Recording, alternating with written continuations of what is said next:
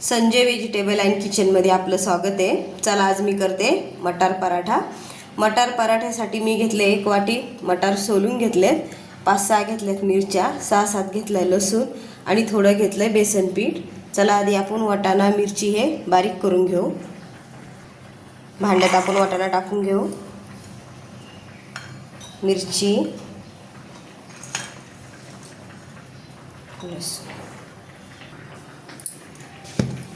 छान झाला बघा फिरून। आता आपण याला फोडणी द्यायची।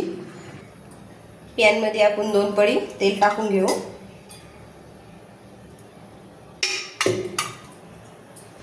तेल तापलं आपलं, 1 चम्मच मोहरी टाकायची।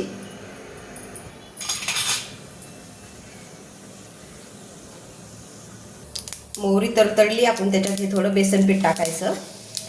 बेसन पीठनं वाटाण्याच्या सारांना एकसारखा पणा येतो। त्याच्यात अर्धा चम्मच हळद टाकायची, त्याच्यात 1 चम्मच मीठ टाकायचं। त्याच्यात आपण हे सारण टाकून घ्यायचं। छान आता याला 10 मिनिटं असं सुक्क होईपर्यंत परतवायचं, म्हणजे छान होतं मटार पराठा। सारण तयार होईपर्यंत आपण पीठ मळून घेऊ। 2 वाटी गव्हाचं पीठ घेतलंय मोठी, त्याच्यात आता पाणी टाकून थोडं थोडं मळून घ्यायचं।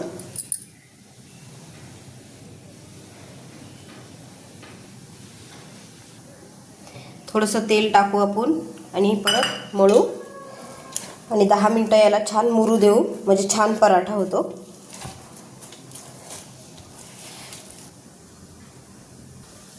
हे बघा आपलं मटार सारण तयार झालं, मस्त कोरडं कोरडं झालं। आता आपण याला काढून 10 मिनिटं थंड होऊ द्यायचं, म्हणजे याचे छान गोळा तयार होतो। छान झाला बघा थंड सारण आपलं। आता आपण याचे छान गोळे करून घ्यायचे, छोटे छोटे पराठे करून घ्यायचे।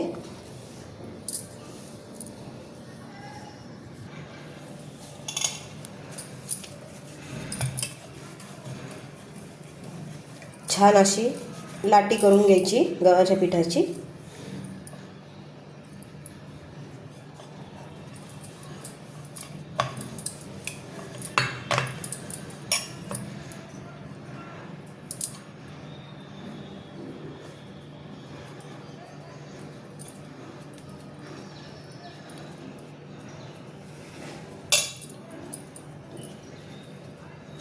असं करून मस्त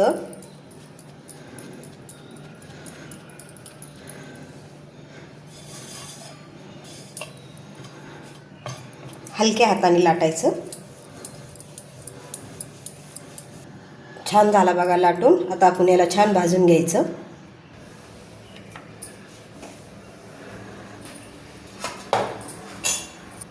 भाजून आपण सोडायचं मस्त।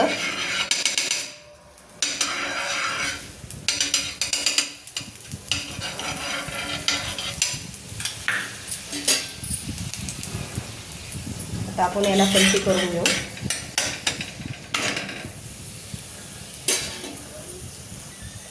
छान लाल होईपर्यंत मस्त भाजायचा पराठा बारीक गॅसवर, म्हणजे अजून छान चव लागते त्याची।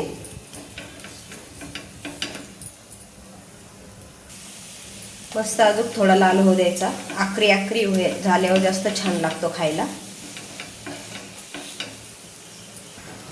हा झाला बघा आपला पराठा तयार। आता आपण सगळे असेच करून घ्यायचे।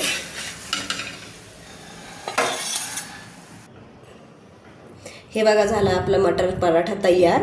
त्याच्याबरोबर छान लोणचं ठेवलंय, थोडं दही बी ठेवलंय। पराठा आवडला तर लाईक करा, सबस्क्राईब करा, कमेंटमध्ये नक्की सांगा।